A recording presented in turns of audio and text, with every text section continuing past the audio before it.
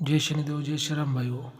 आज का जो हमारा विषय है राजा का गुप्तधन घर और मुर्दा करता है उसकी रखवाली, इसके बारे में आज हम चर्चा करने वाले हैं, विश्लेषण करने वाले हैं। अगर आपने इस चैनल को सब्सक्राइब नहीं किया तो सबसे पहले अपने चैनल को सब्सक्राइब करिए, लाइक करिए, शेयर करिए। देखिए, जो भी जानकारी मैं आपको देने की कोशिश करता हूँ, बिल्कुल सही जानकारी देने की कोशिश करता हूँ।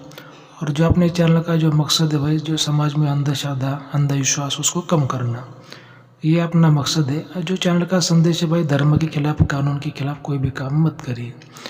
तो देखिए, आप सब लोग जानते हैं कि पहले ज़माने में बैंक लॉकर नहीं थे, तो जो कुछ सोना चांदी, जो कुछ कीमती चीज़ें थी, वो लोग ज़मीन में गाड़ कर रखते थे कि संदक में, पेटी में, मटके में डालकर ज़मीन के अंदर 2 foot, 4 foot, 6 foot, 10 foot, 12 foot ऐसा गड्ढा करके उसमें डाल के उस पर कोई ना कोई सेफ्टी टोटका करते थे। उसको गड़ा हुआ धन, खजाना, गुप्त धन उसको बोलते हैं।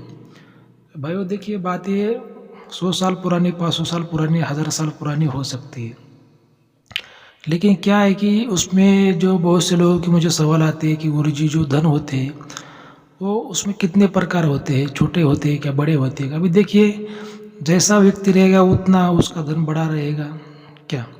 जैसा अगर कोई गरीब है तो उसका जो धन होता है छोटा होता है, और उस पर टोटका भी छोटा होता है, और जो धन होता है ज़्यादा नीचे नहीं होता। लेकिन अगर कोई बड़ा व्यक्ति, उसका धन भी बड़ा होता है, उसका टोटका भी बड़ा होता है, और ज़्यादा उसको नीचे रखता है, उसकी ज़्यादा उसकी सेफ्टी करता है। जैसे अगर कोई झोपड़ी है भाई, तो उसको ताला भी छोटा रहेगा ना, तो झोपड़ी को कभी कभी ताला भी नहीं रहता। लेकिन अगर कोई बड़ी हवेली है तो उसको बड़ा ताला रहेगा, बॉडीगार्ड रहेगा। वैसी बात रहती है कि जितना बड़ा धन होता है उतना बड़ा टोटका, उसकी उतनी बड़ी सेफ्टी रहती है। अभी हो सकता है पहले ज़माने में जो राजा महाराजे थे, जो कुछ गरीब लोग थे, अभी उनके पास में कोई बैंक लॉकर नहीं थी, इसी वजह से उनको कोई दूसरा रास्ता ही नहीं था, तो वो इसका इस्तेमाल करते थे, जो गुप्त धन रखने का जो तरीका है। अब जो पहला ज़माना था उसमें जो ज़्यादा ये पढ़ाई लिखाई नहीं थी, ज़्यादा कोई कानून नहीं था, तंत्र मंत्र की दुनिया थी, जड़ी बूटी की दुनिया थी। लेकिन ये बातें थी, पहले ज़माने में बातें थी। अभी क्या है कि अभी भी ऐसे, आज के ज़माने में ऐसे धन कई कई जगह पे मिल जाते हैं। धन है, धन नहीं है ऐसी बात नहीं है, आज भी धन लोगों को मिलता है।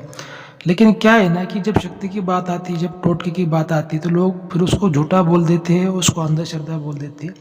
अभी देखिए, मेरा ये कहना है कि भाई अगर राम है तो रावण है, तो ये आपको समझना है कि अगर फिर पहले ज़माने में जो धन था, जो शास्त्र में लिखा है भाई, उसमें टोटका था, तो आज भी अगर आपको धन मिलता है तो उस पर टोटका हो सकता है। ठीक है, दुनिया क्या बोलती है, लोग क्या बोलते हैं, हमें ये नहीं सोचना है। हमें अपनी सेफ्टी के बारे में सोचना है, हमें हमारे विचारों के बारे में सोचना है, हमें खुद के बारे में सोचना है। ठीक है, जैसे अगर आपको कोई बोलता है कि भाई इस रास्ते पे कोई धोखा नहीं है, तो इसका ये मतलब नहीं कि फिर आप आँख बंद करके ही चले जाए। आपको आँख को खुली रखना है, उसके ऊपर ध्यान नहीं देना है, अपने आँखों पे, अपने कानों पे वो आपको भरोसा करना है और चलना है। ये वैसी बातें होती है कि जो धन होते हैं उस पर जो शक्तियाँ होती है वो बहुत खतरनाक होती है, और किसी किसी को नुकसान भी पहुँचती है। लेकिन ये जो गुप्त बातें होती है, जो गुप्त विद्या होती है, आँखों से नहीं दिखती है। अगर आप बोलोगे भाई बिजली के तार में तो करंट है, लेकिन हमें आँखों से दिखाओ, तो उसको आप देख नहीं सकते। ठीक है, जब हाथ लगाओगे तो मर जाओगे। ये वैसी बात रहती है कि ये जो धन होते हैं, ये जो शक्तियाँ होती है, ये ज़मीन के अंदर होती है। और भी पहले ज़माने में जो गाँव थे अभी शहर बन गए, जो अभी पहले जो शहर थे अभी गाँव बन गए, पहले जो जंगल थे उसके गाँव बन गए, गाँव की जंगल बन गए। परिवर्तन होता रहता है, लेकिन जो ज़मीन के अंदर जो चीज़ है, जो धन है, जो खजाना, वो वहीं पर रहेगा, जो शक्ति थी वहीं पर रह गई। और ये शक्तियाँ जब तक वो खजाना वहाँ से कोई उसको निकाल नहीं लेता, उसको प्राप्त नहीं करता, तब तक वो शक्तियाँ उसके ऊपर वो रखवाली करती रहती है। अब इसमें क्या हो जाता है कि बहुत से लोग बोलते हैं गुरुजी हमारे घर में कुछ बरकत नहीं है, कुछ प्रॉब्लम है, दिक्कत है, और जो खेत होता है खेत में भी ज़्यादा फसल नहीं आती। तो इसका मतलब ये होता है कि ये जो शक्तियाँ होती है, निगेटिव शक्तियाँ होती है, उसका जो पैरा है उनके खेत में, उनके घर पे हो सकता है, उसके वजह से लोगों को समस्या का लोगों को सामना करना पड़ता है। अपना जो आज का विषय है कि राजा का गुप्त धन घर। अभी देखिए, राजा तो सबसे बड़ा होता है, उसका जो खजाना होता है वो भी बड़ा होता है, उसका जो राज होता है वो भी बड़ा होता है। और जाहिर सी बात है कि अगर राजा बड़ा है, उसका जो खजाना बड़ा है, तो उसके ऊपर जो टोटका होता है वो भी बड़ा होता है। तो जो पहले राजा महाराजे क्या करते थे, जमीन के अंदर एक बहुत बड़ी गुफा, बहुत बड़ा वो घर बनाते थे, और उसके अंदर उनका वो खजाना रखते थे, और उसके ऊपर ऐसा टोटका करते थे कि डायरेक्टली कोई जिंदा इंसान को वहाँ पे मार के उसकी आत्मा को वहीं पर वो कैद कर देते थे सालों साल के लिए, क्योंकि उनका जो खजाना था बहुत बड़ा था, इसी वजह से उनका जो टोटका है वो भी बड़ा होगा। और ऐसे में अगर किसी को ऐसा पता भी चलता है कि भाई ज़मीन के अंदर घर है, खजाना है, तो वो जो टोटका है, वो जो शक्ति है, उस व्यक्ति को पूरी तरह से ख़त्म करने की कोशिश करती है। घर के बाहर भी उसको ख़त्म कर सकती है। अगर वो व्यक्ति गुफा में घर में प्रवेश करता है तो उसके अंदर भी उसको को खजाने की शक्ति, जो टोटका है, उसको ख़त्म करने की कोशिश करता है। तो क्योंकि ये जो खजाना बड़ा होता है, उसका टोटका बड़ा होता है, उसकी शक्ति बड़ी होती है, ठीक है। और ये जाहिर सी बात है भाई, आज के ज़माने में जो लोग हैं उनके पास में बहुत से ऐसे कुछ रास्ते हैं धन को रखने के लिए, बैंक है, लॉकर है। कई लोग जो विदेश में धन रखते हैं, लेकिन पहला जो ज़माना था लोग धन कहाँ रखेंगे, और उनके पास में कोई ज़्यादा सेफ्टी भी नहीं थी। आज के ज़माने में जैसे पुलिस है, कोर्ट है, कानून है, तो पहले जो ज़माना था उसमें कोई भी कानून नहीं था। जो राजा महाराजे थे, लेकिन उनके वो गढ़ पर, उनके किले पर रहते थे। लेकिन इधर जो ज़्यादा जो दुश्मन थे, डाकू थे, चोर लोग थे, वो पहले ज़माने में ज़्यादा थे। तो इसी वजह से जो पहला जो ज़माना था तंत्र मंत्र का था, बहुत लोग सेफ्टी करते थे, तंत्र मंत्र का इस्तेमाल करते थे। लेकिन क्या होता है कि आज भी अगर आज के ज़माने में ये धन है कहीं पे, ये शक्तियाँ है कहीं पे, तो लोगों को परेशान करने की कोशिश करती है। क्यों करती है? क्योंकि वो 500,000 सालों से वो शक्ति वहाँ पर वो आत्मा कैद होती है, और इतनी वो क्रोध में आ जाती है कि उसको वहाँ से मोक्ष चाहिए होता है, उसको वहाँ से छुटकारा चाहिए होता है। लेकिन वो किसी को धन दे भी नहीं सकती, किसी को धन लेने की परमिशन भी नहीं दे सकती। अगर किसी के नसीब में है तो फिर उसकी बात अलग है। इसी वजह से शक्तियाँ और ज़्यादा क्रोध में होती है, और फिर वो क्या करती है कि अगर उस ज़मीन पे कोई घर बनाता है, कोई रहता है, कोई व्यक्ति, कोई बाल बच्चे वाला व्यक्ति, तो लोग, आम लोग क्या करते हैं, उनको मालूम नहीं होता, ज़्यादा नियम का पालन नहीं करते, तो उनको फिर वो शक्तियाँ ज़्यादा दिक्कत देने की कोशिश करती है।